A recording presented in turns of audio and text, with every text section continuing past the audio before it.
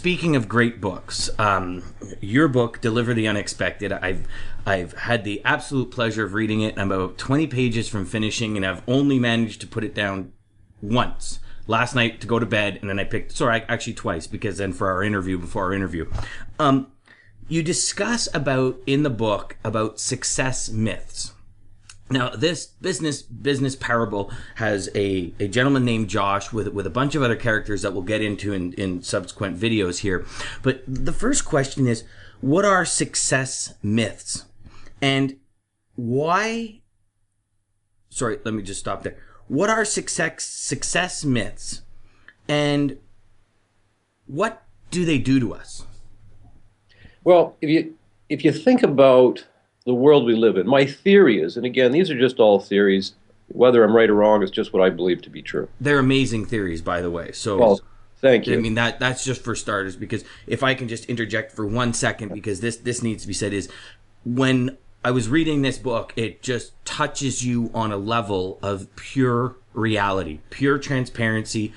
And if that level, we've all been there at some point in time. So, I mean, you know, you're phenomenal. Sorry, well, go ahead. You.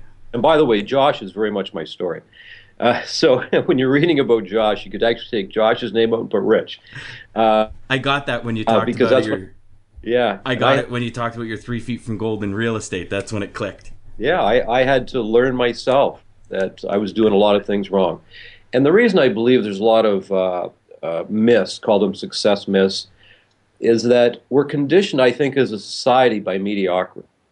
If you look at the world we live in today, in all fairness, you know, most people don't retire financially independent where they can live on their own money. You know, let's face it, we've got a high percentage of our society today that is overweight.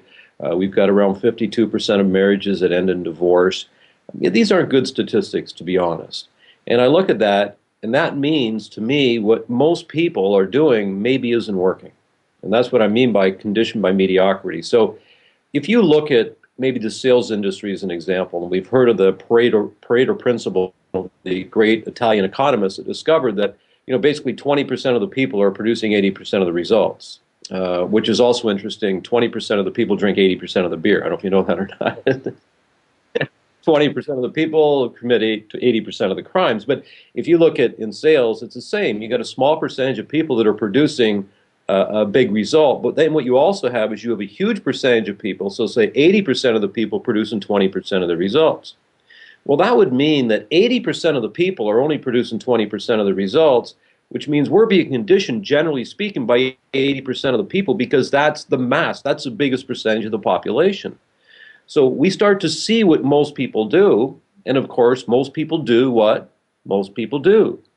Well, my theory is we need to do the opposite of everybody else, because I don't want the results that say 80% of the people that are producing 20% of the results. I would prefer the results of the 20% of the people that are producing 80% of the results, because you know, it's that 20% that maybe have great marriages, maybe great shape, maybe lots of energy, maybe a lot of financial success, maybe tremendous professional fulfillment.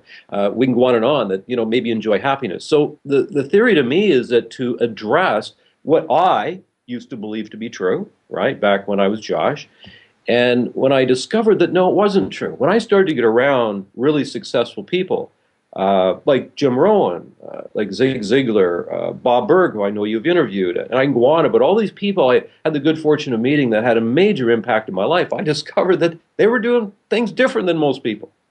Well, then I want to learn from those people. So when I wrote the book, what I was trying to do was address what we see most people doing, which means conditions us to do what most people are doing, which means we're sometimes conditioned by mediocrity to a degree. And then how can I challenge those myths and create a new truth that I see that the people that are producing the greatest results in whatever area of their life seem to be doing differently? I hope that makes sense to you.